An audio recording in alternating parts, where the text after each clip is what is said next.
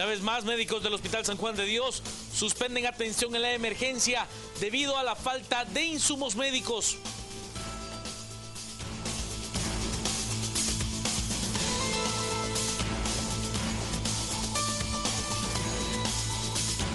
En el Congreso de la República, los jefes de bloque comienzan a discutir el proyecto de ley de presupuesto 2015 por 70.000 millones de quetzales.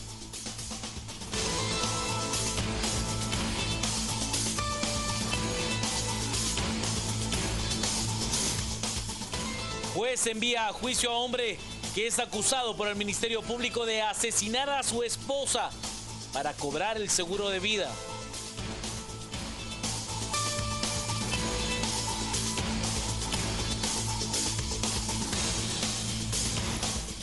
Y Human Rights Watch asegura que con la desaparición de 43 estudiantes en México, el país atraviesa por uno de los momentos más graves en cuanto a violaciones a los derechos humanos.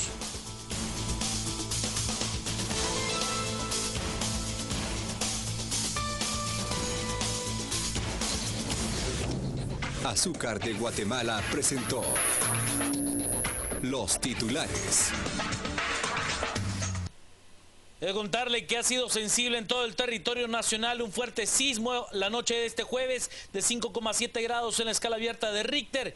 Se sintió en Guatemala justamente faltando un minuto para las 8 de la noche. A las 19 horas con 59 minutos, el INSIBU me informa que el epicentro se localizó a 81 kilómetros al sur del departamento de Escuintla, a una profundidad de 10 kilómetros en las costas. El movimiento telúrico también fue sensible en El Salvador.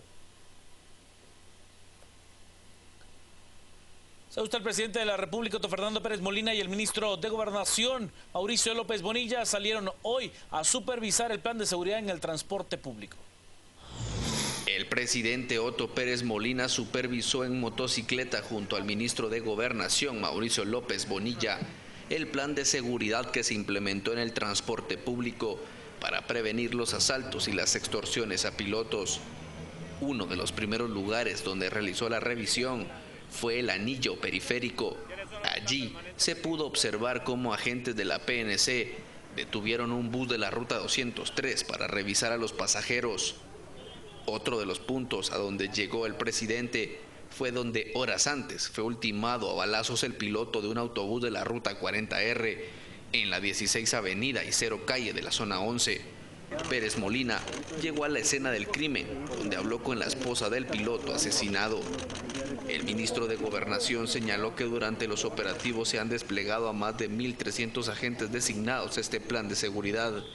Sin embargo, aún analizan sacar a las calles a elementos del ejército para apoyar a las fuerzas de seguridad. El jefe de la cartera del Interior recuerda que el plan apenas comienza y que se debe esperar resultados. Vamos a terminar de verlo con el presidente, porque cada medida que tomamos con el Ministerio de la Defensa obviamente se la presentamos al presidente del Gabinete de Seguridad y él la aprueba, pero todo tiene que tener una lógica, ¿verdad? Estamos hablando de un movimiento de más de 3.000 buses diariamente en la capital, de Villanueva, de Misco. Es sumamente difícil. No podemos poner 2 policías o 2 soldados por bus en todos lados, imposible, ¿verdad? En alguna parte nos van a golpear. No hay nada que sea absolutamente infalible.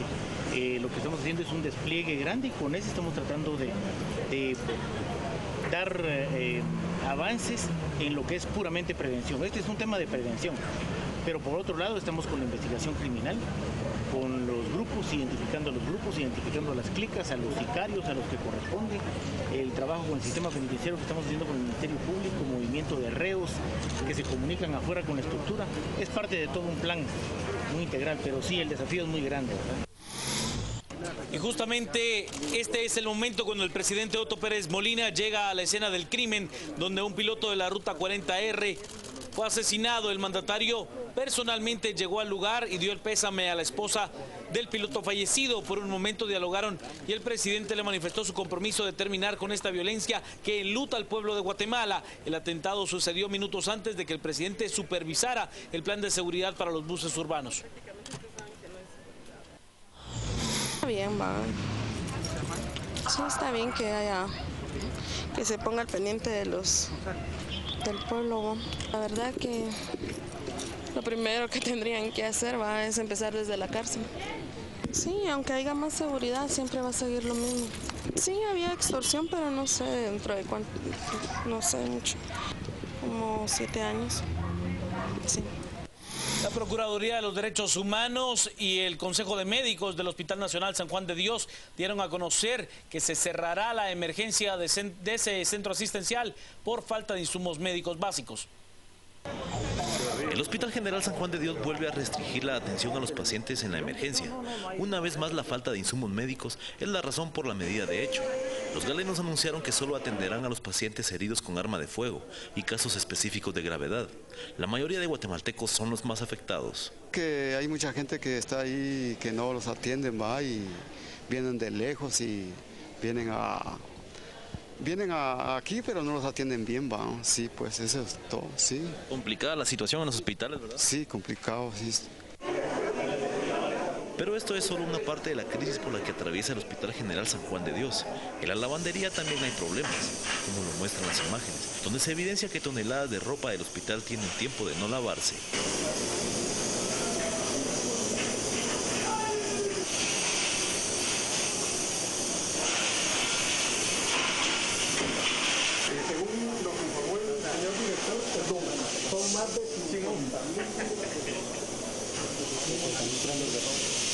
A ese centro asistencial llegó el procurador de los derechos humanos, quien constató la difícil situación por la que atraviesa el sistema de salud. Se está violentando un derecho fundamental como el derecho a la salud, y si bien sabemos que hay una crisis financiera que está afectando al Estado, se debe priorizar, obviamente, y el tema de la salud es prioritario. Así es que vengo a hablar ahora con los médicos encargados de la emergencia para saber qué están haciendo y para decirles que se encuentre una solución, porque la población no puede dejar de ser atendida. En menos de un mes el Hospital San Juan de Dios vuelve a restringir la atención en la emergencia por falta de insumos. Por su parte, el actual ministro de Salud Pública, Luis Enrique Monterroso, ha culpado a su antecesor de la crisis en los hospitales. Los recursos para el Hospital San Juan de Dios fueron arriba de 400 millones de quetzales. Esa condición en la que se encuentra tiene un responsable, específicamente, que ya fue separado de su cargo. Pero en este momento lo que nos queda es apoyar a que eso se mejore. Y por supuesto que hay una deuda que pagar y por supuesto que hay formas de ir abasteciéndose, pero es que en realidad no podemos olvidar los 10 meses pasados.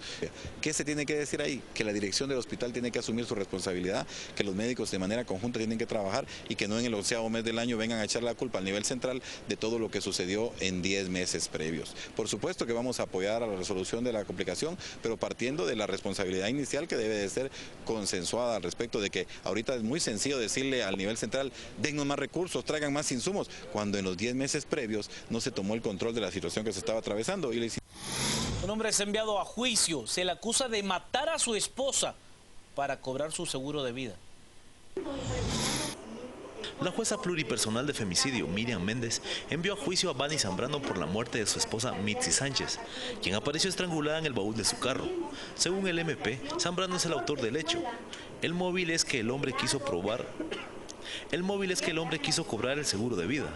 Como medio de prueba, el Ministerio Público presentó un testigo ocular, algunas escuchas telefónicas y pruebas de luminol en la casa del acusado. Honorable juzgadora, es evidente que las manchas de sangre que se logran observar a través de la prueba de luminol, efectivamente el hecho sucedió en el interior de la casa del acusado.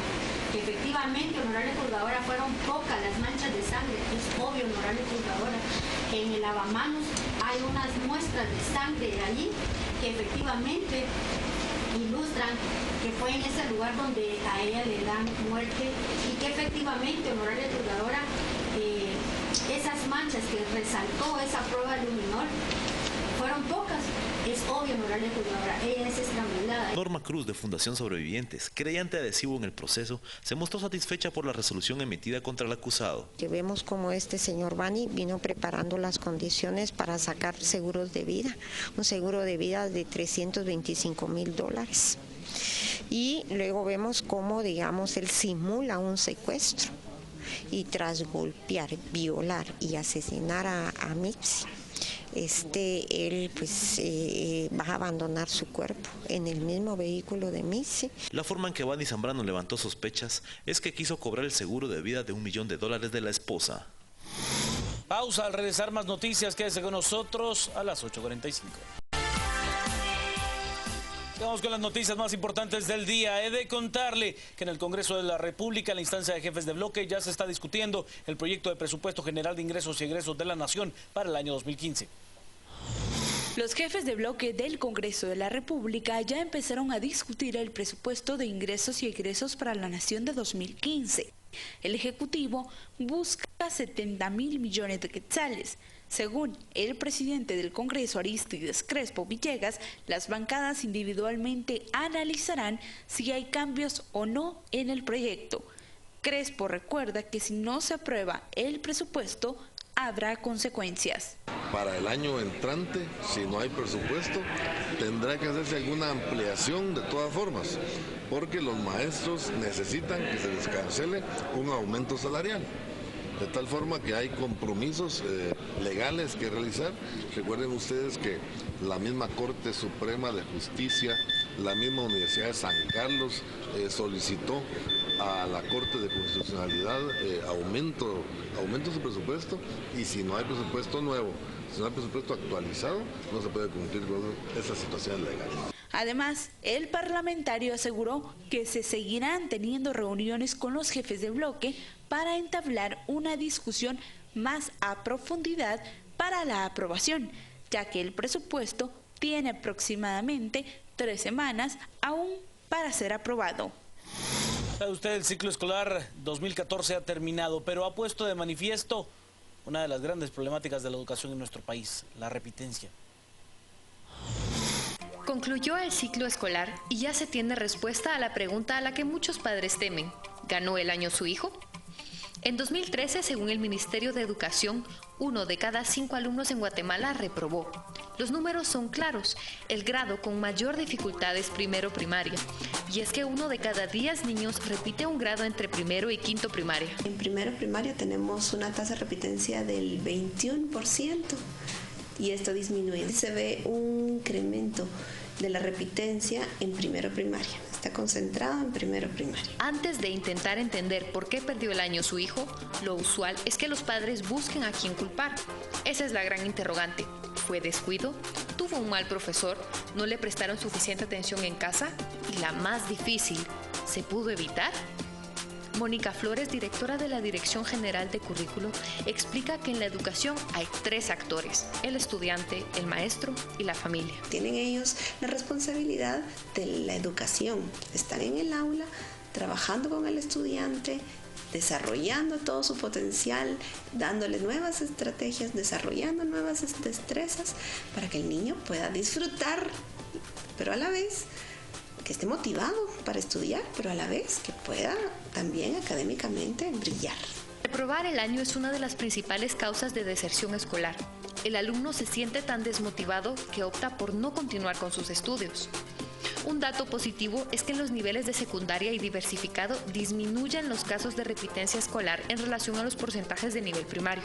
Hasta 2013 la tasa es de 5% de los casos.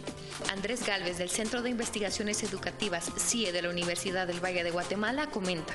La literatura y la investigación toma tres grandes contenidos, por ejemplo.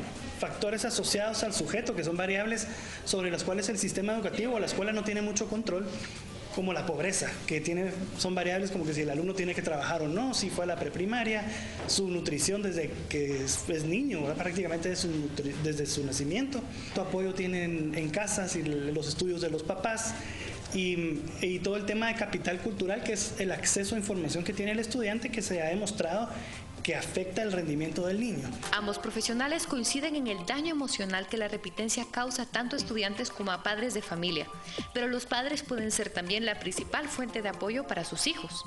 Los especialistas recomiendan identificar los errores que lo provocan y buscar ayuda para solucionarlos. Es igual de importante tener un cuerpo de catedráticos preparado que padres de familia interesados en el crecimiento de sus hijos, puesto que si los primeros fallan, es tarea de los segundos rescatar a los estudiantes. Un niño de 7 años en primero primaria que reprueba queda afectado emocionalmente prácticamente por el resto de su vida. Informaron Jimena Enríquez y Yasmin Ávila para Contrapoder y Canal Antigua.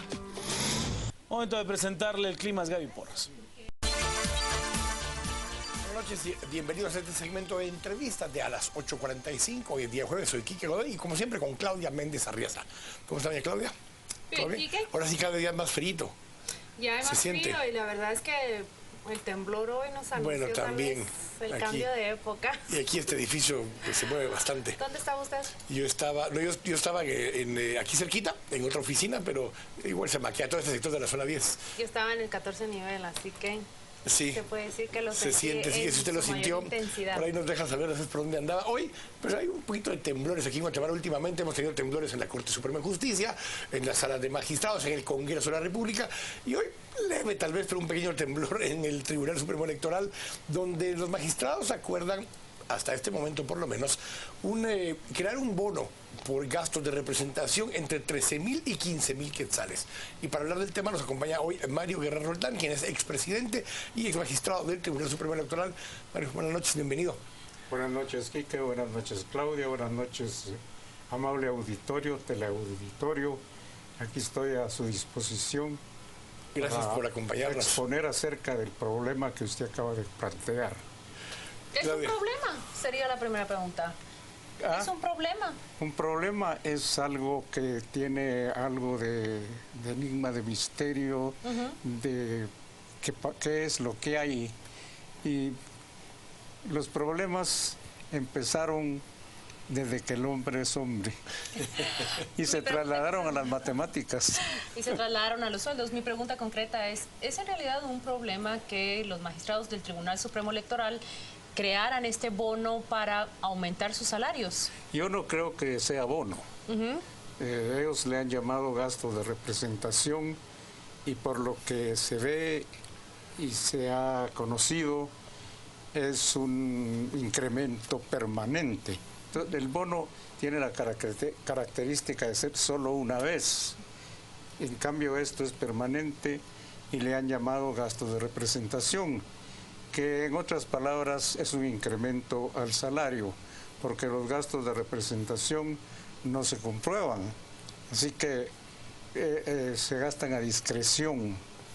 Y yo tuve esa experiencia en el Tribunal Supremo Electoral cuando ingresé desde el principio al Registro de Ciudadanos. Yo fui primero director general del Registro de Ciudadanos y ulteriormente magistrado, presidente y nuevamente magistrado.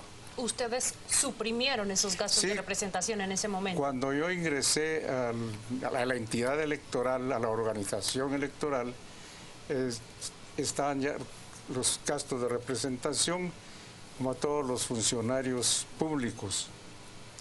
Pero cuando fuimos designados magistrados en julio de 1989, que tomamos posesión, al poco tiempo suprimimos los gastos de representación. ¿Por qué los suprimieron? Porque consideramos que el primer paso fue incorporarlos al salario, pero después ya que desaparecieron totalmente los gastos de representación, porque consideramos que era un engaño, un gasto que no servía más que para el propio provecho, porque los gastos de representación están destinados a que el funcionario atienda protocolarmente a personalidades, con flores, con esto, llevar a comer a alguien. Sí, exactamente, y que mantenga la estatura digna de la función que desempeña. Ahora, cuando ustedes deciden incorporarlo al salario, no es que se reduzca el ingreso en ese momento para los magistrados, sino que le suman al salario de ese momento los gastos de representación. Sí, se suman y quedó así ya como salario, y desaparecieron los gastos de representación y tuvimos mucho cuidado siempre en aumentarnos el sueldo, pero nos preocupaba más el personal y cuando nos incrementábamos el salario tal vez cada 2 años en una cantidad mínima, una cantidad que no fuera muy abultada, porque no queríamos castigar el presupuesto del Tribunal Supremo Electoral. Porque es el tipo de entidad que es, quienes establecen el salario de los mismos magistrados son los mismos magistrados, Mario.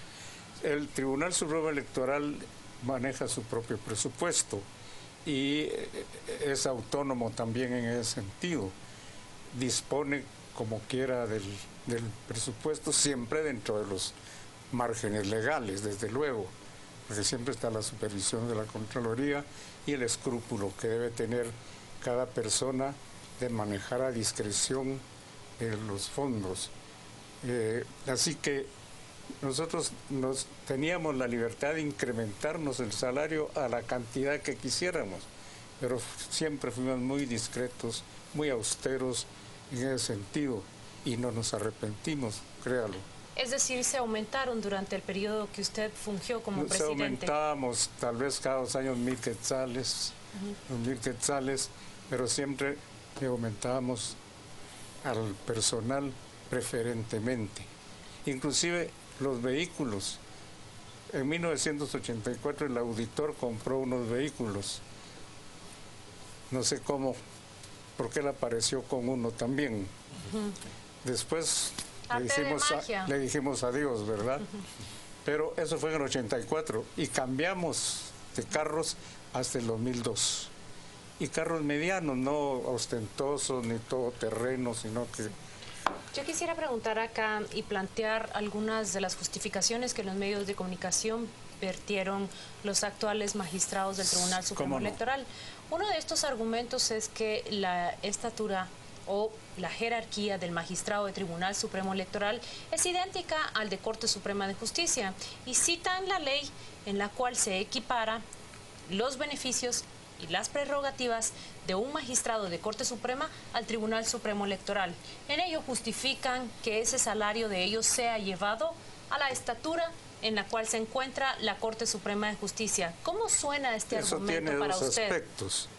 Uno, podríamos decir, obligatorio ante las demás autoridades, en el caso del Tribunal Supremo Electoral, ante los políticos, ante los ciudadanos, por el respeto y la dignidad que representa el cargo. Pero el otro no es obligatorio, por ejemplo, el salario. ¿Por qué decimos, como tenemos la misma jerarquía y estatura de funcionario dignatario, nos vamos a equiparar en esa? No, eso es a discreción. Sí, y cuando yo salí del Tribunal Supremo Electoral en el año 2002, ganaba un poco menos de lo que ganaba un juez de primera instancia.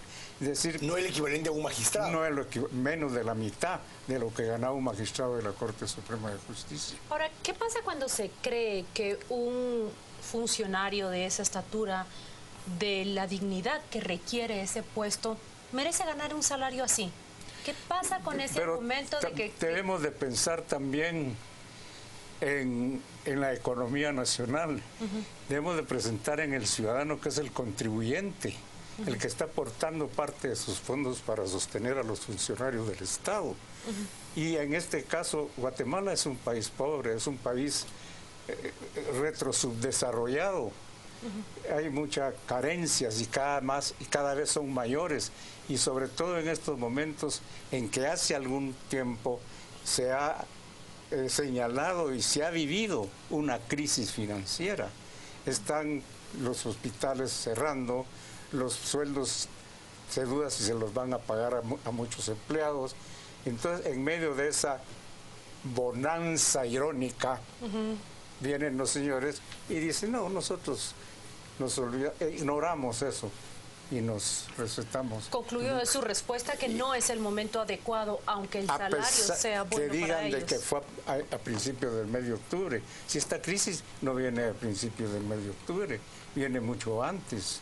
Entonces es una falta de conciencia cívica, es una falta de conciencia ciudadana, es una falta de patriotismo.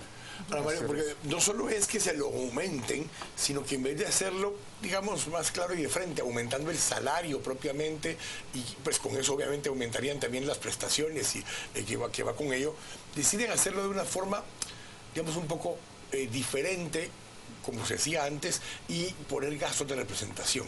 En este momento no habían gastos de representación, se crea nuevamente el rubro para poder hacerlo. ¿Es eso un agravante adicional a lo que usted está diciendo? Claro que sí, desde luego, así es, porque todavía que hubieran existido y hubiera aumentado, pero no. Y como le digo, en el fondo es un aumento salarial. Es un aumento solapado. No se declara para efectos de impuestos sobre la renta como una renta propia, no se factura. Sí, exactamente. Porque se gastan a discreción. Sí, así es. Esto, Mario, el mensaje que usted dice, está mandando a la gente es, pero no nos importa cómo estén los demás, nosotros tenemos derecho a este tipo de cosas. No es exclusivo de los magistrados del TSE, lo vemos en varios funcionarios que tienen este tipo de prerrogativas del gasto de representación. ¿Ve usted mal ese concepto en general como gasto de representación en cualquier tipo de funcionario? Yo creo que no lo debían de tener y debían de reducir los salarios que tienen ante la crisis. Bueno, yo gano tanto porque están ganando en exceso. ¿Le parece que es un exceso que un magistrado gane 50,000 quetzales? Para mí sí, o claro que sí, 63,000 quetzales? desde luego. Yo creo que sí. ¿Cuánto ganaba el presidente de Paraguay o del Uruguay? Claro, sí, es una referencia cuando se escucha todo este tipo de temas. Claro, entonces aquí como que fuera un país que estuviera en bonanza, como que estuviéramos a la par de los países más desarrollados de Europa, que inclusive han tenido sus crisis también financieras. Entonces, este enanito, perdone, no es peyorativo, que es Guatemala ante los gigantes, que me refiero, tiene pretensiones de riqueza, de grandeza, de potencia de primer orden. Ahora, hay anuncios que indican, estos anuncios no son oficiales, pero indican que los magistrados van a anular esa decisión, van a retrotraerse de la decisión y no existirá el llamado aumento o los llamados bonos de representación. ¿Qué opina usted respecto a esto? Bueno, si lo hacen es por el rechazo popular, por el rechazo de los medios de comunicación. O sea, las patas ya las metieron. Sí, el error ya está cometido. Usted tiene un saco lleno de plumas y lo abre y tira las plumas al viento, recógelas y las vuelve a meter al saco. ¿Qué pasa con este Tribunal Supremo Electoral que se ha hecho prácticamente famoso y fuerte con las decisiones que ha tomado en este año? En primer lugar, suspende a 11 partidos políticos y en segundo lugar está la suspensión del partido oficial y su secretaria general. ¿Cómo queda su imagen con esta decisión? Pues yo creo que a pesar de que las decisiones que usted señaló fueron parcialmente tomadas, porque no fueron por unanimidad de los integrantes del Tribunal Supremo Electoral. ¿Esto sí fue por unanimidad? Esto sí fue por unanimidad. Entonces parece que yo escribo aquí una promesa y después tomo un borrador y se queda en blanco el papel. Eso es realmente lo que ha pasado. ¿De qué sirve entonces haber tratado de levantar el prestigio, el poco prestigio que tenía el Tribunal Supremo Electoral cuando lo vuelven otra vez al sitial sotánico, podríamos decir, en que lo han dejado ahora? Porque si vemos lo que usted estaba diciendo ahora y lo que nos explicó qué sucedió cuando usted fue magistrado, parte de los argumentos es que tienen que pagarse sus movilizaciones al interior, pero para eso hay viáticos. Parte de eso quiere decir que tienen que atender personalidades, pero para eso hay rubros como protocolo para poder atender personalidades. Hay justificación de alguna forma, hay justificación que haya costos adicionales que tienen los magistrados que ameritara poder tener este gasto de representación. Yo creo que con el sueldo es suficiente. Para eso se les paga, para que atiendan todas sus obligaciones. ¿Y cuál debe ser el salario digno para un magistrado de Tribunal Supremo Electoral? ¿Cómo me dice? ¿Cuál debiera ser ese salario pues yo para creo este que puesto? Como lo máximo serían unos 25,000 quetzales. ¿Le parece, doctor? Sí, me parece. No reducirlo mucho. Tomando en cuenta de que 20,000 era lo que más que ganamos nosotros hace 12 años. Entonces, pero tome en cuenta que la economía es muy diferente ahora. El incremento también, el coste de la vida, etcétera. Entonces, y para que no hagan lo que están haciendo, para que se queden tranquilos. pero no se quedan tranquilos, quieren más y más y más. Algunos sugieren que a veces este tipo de salarios deberían tener un multiplicador contra el salario mínimo, X veces el salario mínimo, para que guarde algún tipo de relación. Debemos, en general, a los funcionarios medirlos por el cargo que tienen o por lo que generan, por lo que producen como funcionarios. Por el cargo que tienen y por lo que producen. Una mezcla. Pero también lo triste y lamentable en Guatemala es que quienes llegan a esos puestos no tienen la calidad para representar esa dignidad, para ejercer esas funciones. Da pena, y lo he dicho y lo repito y lo reitero, que ver que hacen cola para que los partidos políticos o las bancadas del Congreso los tomen en cuenta, las comisiones de postulación, a pedir, a rogar, a arrodillarse, a que les pasen factura para obtener un puesto. ¿Y para qué? Para servir a Guatemala, no, para obtener privilegios. Pero por ahí venía entonces la siguiente pregunta. Algunos, como se dijo en el proceso recién, bueno, no ha concluido porque estamos en eso todavía, magistrados de salas y de corte, se habla que algunos han tenido que aportar, pagar para obtener estos cargos. Es a veces una partida como esta necesaria para resarcirse de la inversión que hubo que hacer para llegar a un cargo de estos. Es posible que lo hagan, pero también ese resarcimiento va con extras, va con incrementos. Supongamos, es un supuesto, una hipótesis, que den 5,000 quetzales. De ahí, cuando están en el cargo, obtienen ilícitamente 25,000 o 100,000 por los 5,000 que aportaron. Entonces ya están ahí por la plata y no por una razón cívica, como usted decía hace un momento. No es por la plata, por los privilegios, por el poder, por la autoridad, por sentirse algo, porque muchos salen del anonimato con un puesto de esa categoría. Pero qué bueno que toca el punto de obtener dinero ilícitamente cuando se llega a un puesto semejante, porque precisamente un contraargumento o un método de prevención es elevar los salarios de esos puestos, de esos funcionarios, para que así la necesidad y la puerta para comprarlos se minimice, para que ellos tengan un salario fuerte, robusto y que no se encuentren en necesidad de dádivas, regalos, ni nada por el estilo. Es muy difícil obtener ese logro, dada la mentalidad, dada la falta de ética. Un columnista muy conocido en Guatemala publicó no hace mucho que decía la palabra que olvidaron: ética. Eso es la ausencia y la carencia más grande que hay hoy en la función pública. Y no solo en la función pública, la falta de ética. Yo quiero aquello, lo que deseo, a como dé lugar. El fin justifica los medios. Y mientras no me cachen, no hay clavo. Pues sí. Pareciera ser el corolario final al comentario que hacía don Mario Guerra Roldán. Yo le voy a leer un tuit para cerrar ya el espacio y le agradecemos muchísimo que nos haya acompañado. Dice: ¿y dónde quedaron los funcionarios honorables como Elic Guerra Roldán? Aquí estoy sentado, en mi casa, tranquilo, gozando de mi magra jubilación, viviendo, sobreviviendo, sobre todo con el coste de la vida, y yo no tengo más ingresos que mis jubilaciones, que son del Estado, del Colegio de Abogados y de la Universidad de San Carlos. La mayor es la del Estado, ya se pueden imaginar el monto de las otras jubilaciones, y así he sobrevivido, pero tranquilo, nadie me puede enrostrar absolutamente nada, y eso es lo mejor, el mejor premio que uno puede tener. Gracias, Mario. Muchas gracias, de verdad, muchas gracias. Gracias por acompañarnos. No solo por acompañarnos hoy, por esos 19 años de servicio en el Tribunal Supremo Electoral y en otras instancias antes. Así que muchas gracias. Tenemos que ir al corte. Estamos acá a las 8:45. Volvemos en un momento.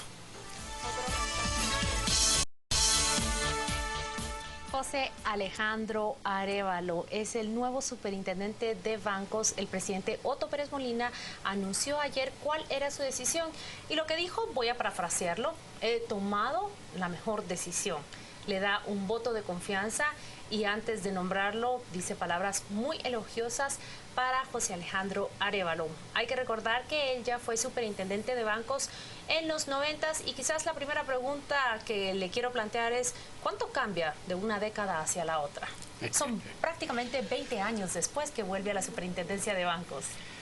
Bueno, yo la superintendencia de bancos le amo yo mi alma mater. Yo entré a trabajar en la superintendencia de bancos cuando tenía 19 años y cuando tenía 38 años ya era superintendente de bancos, habiendo recorrido desde el nivel más bajo hasta el nivel más alto. De manera que conozco la función de supervisión financiera, pero obviamente durante este tiempo ha habido una transformación y esa transformación se está ubicada en el uso de las técnicas, todo lo que es las TIC, las tecnologías de información y comunicaciones, la apertura que ha habido de lo que se llama la inclusión financiera, mediante la cual ahora desde un celular se puede estar manejando financieramente muchas operaciones bancarias, de manera que sí hay un cambio importante. Las tecnologías significan uno de los grandes cambios. Pero yo quisiera saber, digamos, si la posición hace 20 años es exactamente la misma respecto, por ejemplo, del secreto bancario, lavado de dinero. Mira, el secreto bancario es un asunto de interés de la administración tributaria, ¿verdad? En el artículo 133 de la Constitución está establecido el secreto bancario. Lo que sucede es que en Guatemala no hay una regulación de cómo se debe proporcionar esa información y hay una iniciativa de ley en el Congreso de la República. Lo que se tiene que hacer es regular la forma en que se entrega esa información y como está previsto, aunque no existiera, hoy se puede obtener esa información. La Superintendencia de Administración Tributaria, me estoy metiendo en un campo que no es de la Superintendencia de Banco, puede solicitar la información con orden de juez competente, ¿verdad? Lo que ha sucedido es que esta es una iniciativa que proviene de los países de la OSDE. Ellos están interesados y hay una ley que se llama FATCA, que es una ley de Estados Unidos también, donde ellos quieren asegurarse de que no haya un solo lugar sobre la tierra donde se pueda esconder dinero de origen ilícito por el incumplimiento de obligaciones tributarias. Entonces, por eso es que hay un interés de que haya una regulación para poder ellos controlar a sus ciudadanos de sus países que tengan dinero en Guatemala. Una de las varias cosas que han cambiado desde la última vez que estuviste en la superintendencia es justamente la IBE. Es una instancia que existe ahora dentro de la superintendencia, pero no... A ver, es una situación un poco extraña, como la IBE está adentro y aunque tiene una relación con el resto de la superintendencia, tiene cierta autonomía. Hablemos un poco de esto, es algo que vino justamente con las leyes de lavado de dinero y cosas por el estilo. Hablemos de esa diferencia entre la superintendencia de aquella época y la de hoy. Eso es importante. La ley de contra el lavado del dinero y otros activos es una ley del año 2002, de 2001-2002. Cuando se estaba discutiendo la creación de la Intendencia de Verificación Especial, se evaluó que estuviera en el Ministerio de Gobernación o que estuviera en el Ministerio Público. Sin embargo, el sector financiero prefirió que esa estuviera en la superintendencia, que es una institución que se ha significado por ser muy profesional, donde hay estabilidad en los puestos, hay una carrera de los cuadros, y entonces para que esos mismos ingredientes se le incorporaran a la IBE, o sea que fuera de alto nivel y un manejo adecuado de la información. En el caso de la IBE, forma parte de la estructura de la superintendencia, es uno de los 4 intendentes que forman la superintendencia de bancos y lo único es que ellos atienden primordialmente la ley contra el lavado de activos y también tienen otra función que es prevenir el financiamiento del terrorismo, ¿ya? Entonces, algunas de sus actividades, porque está muy vinculado con el Ministerio Público. Entonces, todas las funciones son siempre de supervisión, de auditoría. Pero de alerta también, de alerta especialmente en el caso de la IBE. Sobre todo la IBE está orientada a prevenir que en el país no haya lavado de dinero de origen de operaciones ilícitas, ¿verdad? Entonces, Pero cuando se encuentra, el proceso es muy simple, una operación es inusual. Cuando es inusual es porque alguien dentro de sus cuentas maneja una cantidad determinada y en alguna oportunidad maneja mucho más de eso. Los obligados a conocer a su cliente, así se llama, obligados a conocer a su cliente, son los bancos. Entonces, los bancos tienen que preguntarle, mire, ¿por qué si usted siempre maneja 5.000 quetzales, ahora es un depósito de 100.000? ¿Y esto funciona realmente? Así es como funciona. En cada banco hay una persona encargada, se llama el oficial de cumplimiento, son enormes los términos. El oficial de cumplimiento está obligado a dar la información, pedir la información. Si la información satisface al banco, entonces se queda como una operación inusual. Si el banco no obtiene una información apropiada, entonces se vuelve una operación sospechosa. Entonces ya pasó a otra categoría. Entonces ya se le da un seguimiento en todo el sistema financiero y se hace cruces de información con las computadoras, y si no se logra aclarar la información, entonces se traslada al Ministerio Público. Ahora, yo creo que se le ha dado demasiado énfasis a ese tema cuando entre la superintendencia es una la superintendencia de bancos más. Es mucho más que eso. Sí. ¿Ha pasado cuántas quiebras de bancos desde la década de los 90? En estos 20 años, sí. Usted los tiene mejor contados que yo tengo presente en este momento 3. Sí. Pero ¿cuál fue, de acuerdo con su visión y su opinión, el papel que jugó esa superintendencia de bancos con la quiebra de los bancos gemelos, por ejemplo, sí. Con Bancafé? Mira, y de cara hacia el futuro, ¿qué significa esto para nuestra historia bancaria? Es importante mencionar que uno de los aspectos esenciales para asegurar la protección de los depositantes, que es la labor del superintendente de bancos y de toda su organización, lo que está protegiendo es un interés superior, es un interés público, porque la gente cuando lleva su dinero a una institución financiera lo hace confiado con que va a recibir de vuelta su dinero. Entonces, tiene que ser de acuerdo con la ley. Por eso el primer elemento que tiene la superintendencia es cumplir y hacer cumplir la ley. Entonces, si ¿funcionó de esa manera en estos 3 casos? Son diferentes, son diferentes épocas. En la época en que se dieron los bancos gemelos, digamos, cuando empezaron los problemas con ellos, era una situación diferente a la que tenemos actualmente. En el caso de los bancos gemelos y el banco empresarial, que fue también el que fueron 3 bancos, no teníamos el FOPA, ¿verdad? El Fondo de Protección al Ahorro. Entonces el que tuvo que cubrir a los depósitos fue el Banco de Guatemala. A partir de la reforma del año 2002 ya se creó lo que se llama una red de protección. Cuando ocurrió el Banco del Café, el Banco de Comercio. Entonces funcionó la red. Entonces la red lo que hace es crear un mecanismo donde las cuentas de los depositantes se trasladan a otros bancos. Este es un modelo copiado de Estados Unidos. Entonces se le pasan a otros bancos para que los cuentavientes no pierdan ni su dinero ni el servicio bancario. Y funcionó muy bien. Por ejemplo, ha sido reconocido internacionalmente. En la misma época hubo una situación similar en la República Dominicana, donde no se manejó adecuadamente una crisis financiera y se cayó el Producto Interno Bruto y la gente se empobreció. En Guatemala el problema se circunscribió a las operaciones de las offshore, ¿verdad? Porque eran operaciones que no estaban reguladas ni tenían el respaldo de la supervisión financiera de la superintendencia. Ahora las offshore ya están controladas también en los grupos financieros. Guatemala ha avanzado, el sistema financiero guatemalteco es sólido, es estable. Quizá la pregunta del millón es esa, la de cualquier usuario del sistema bancario. El fantasma de esas 5 quiebras en menos de 15 años está presente ahora, está completamente lejos. ¿Qué dice el nuevo superintendente de bancos? Ese es el trabajo que tiene la superintendencia, pero eso es un trabajo conjunto, que el supervisor lo que tiene 3 funciones. La primera, que es la más importante, es promover la estabilidad y la confianza en el sistema. Eso es lo primero, que la gente confíe y que haya estabilidad. Lo segundo, tiene que ser muy estricto. O sea, el superintendente primero tiene que ser imparcial, tiene que ser objetivo, tiene que ser exigente y tiene que ser capaz de poder anticipar los riesgos. Por eso la supervisión moderna que tiene la superintendencia, y que la voy a seguir yo enfatizando, es un enfoque de supervisión basada en riesgos, es preventiva. ¿Qué es lo que mide ahí la superintendencia? Mide que haya suficiente liquidez, que haya una solvencia basada en la calidad de los activos.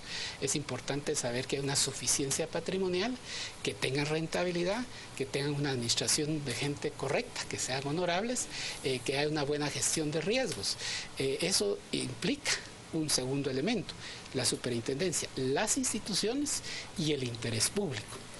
Así que en el caso de Guatemala se ha ido mejorando el sistema de control, y ahorita el tercer elemento que tenemos, además de digamos, lo que yo le llamo la confianza y la estabilidad del sistema financiero, además de hacer cumplir la ley y mantener los riesgos controlados, el tercer elemento es modernizar la superintendencia. Lo que pasa es que, como habíamos dicho, los sistemas informáticos, los sistemas de acceso instantáneo y de transferencia de recursos de un lugar a otro, no solo en Guatemala, sino que a nivel global, implican una supervisión donde la tecnología tiene que ser al más alto nivel. Entonces, ese es un desafío que tiene la superintendencia.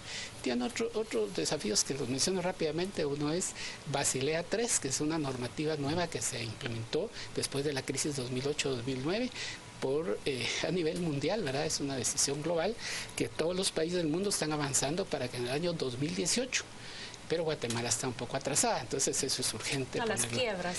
Es para prevenir, ¿verdad? Para asegurarnos. Guatemala no tuvo la situación del 2008-2009, porque la banca guatemalteca está solvente, tiene una buena suficiencia patrimonial, tiene una buena administración, y cuando se portan mal, ahí está el superintendente. Pero, Alejandro, justamente, a ver, el sector financiero es uno de los sectores que más está creciendo en este momento dentro del PIB. Es uno de los tres motores principales durante este año en particular. No va a dejar de ser así. Hay movimientos como que Citibank anuncia que se sale de toda la región por una estrategia corporativa mundial que ellos están tomando, pero ya aparentemente sabe a quién le vendieron todo el paquete y será otro banco internacional que opere en Guatemala bajo este esquema. Nos pasa un poco eso, estamos empezando a tener cada vez más bancos internacionales operando en Guatemala, unos con licencia, otros directamente ya como bancos propios locales. Esa dinámica va a seguir dándose. Se vuelve complicado hacer este trabajo de superintendencia de bancos sin que funcionen de la mano con las otras superintendencias de la región y a nivel mundial. Sí, en eso hay una red que se ha ido formando. Precisamente el Comité de Basilea lo que hace es crear una red mundial para asegurar que se apliquen las mismas directrices, los mismos lineamientos, los mismos sistemas de información. En Centroamérica está el Consejo de Superintendentes de Centroamérica, donde se uniforman los criterios y también hay un intercambio de información. El ejercicio de la función pública de supervisión financiera exige tener un alto estándar de conocimientos bancarios, financieros y de auditoría y supervisión.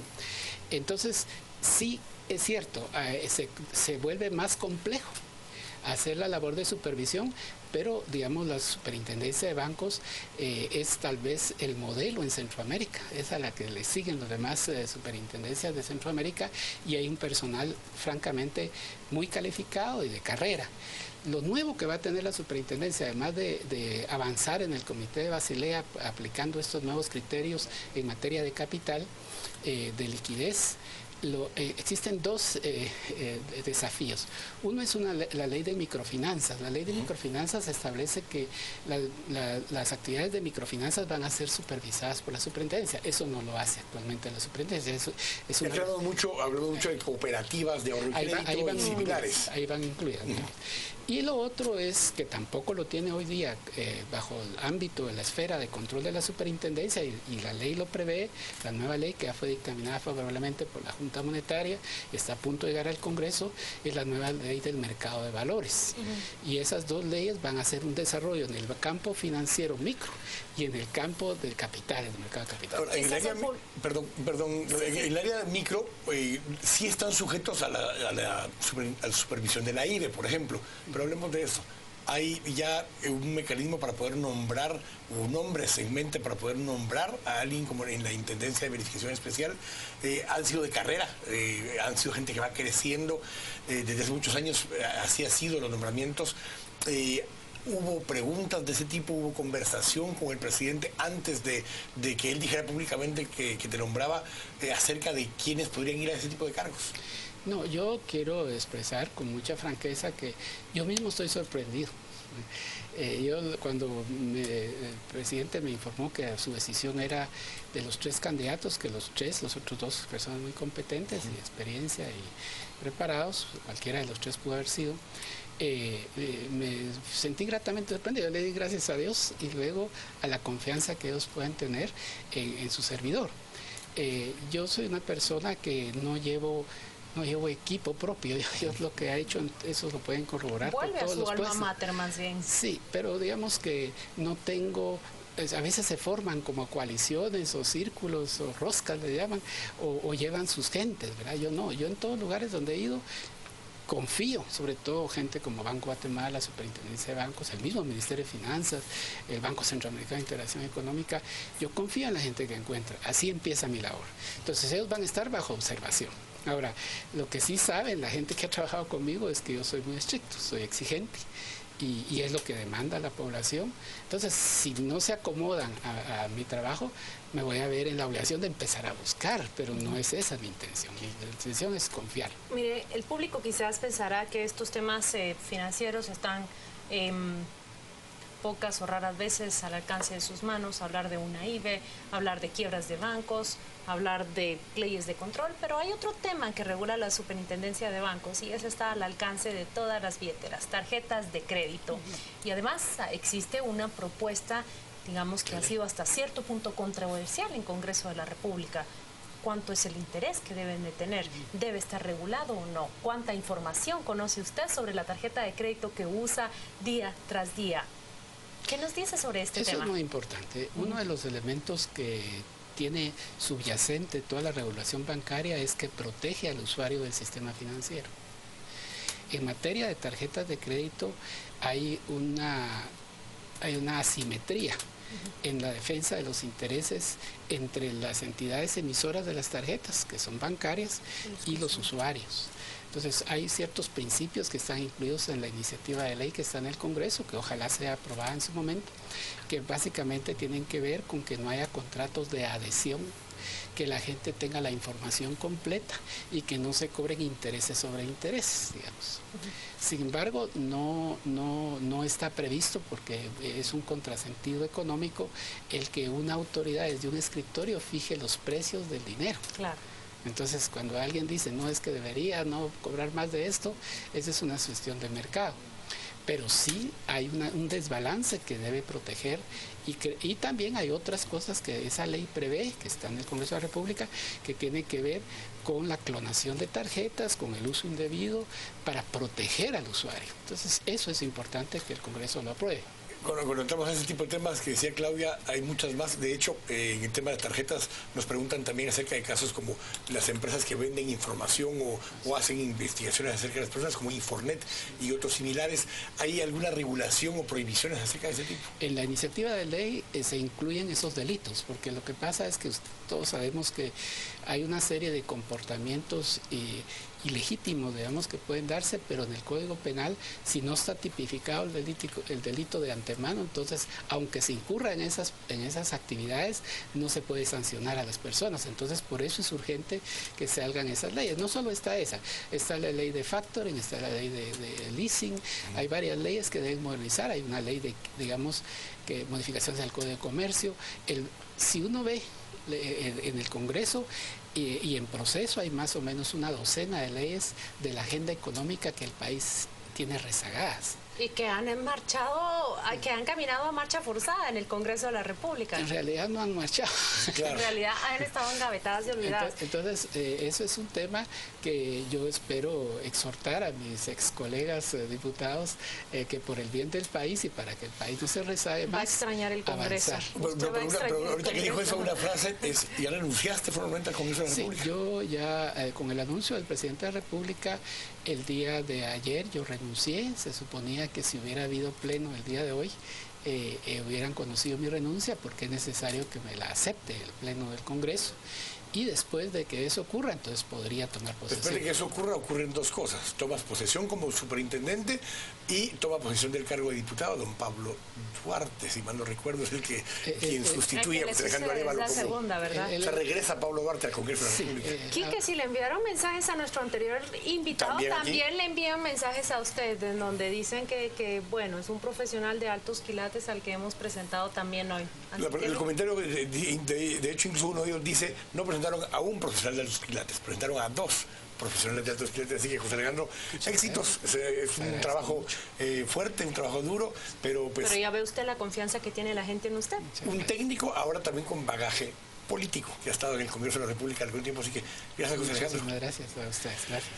A ustedes también gracias por habernos acompañado en este segmento de entrevistas. Nos vamos a ir al corte y al volver regresamos con los deportes con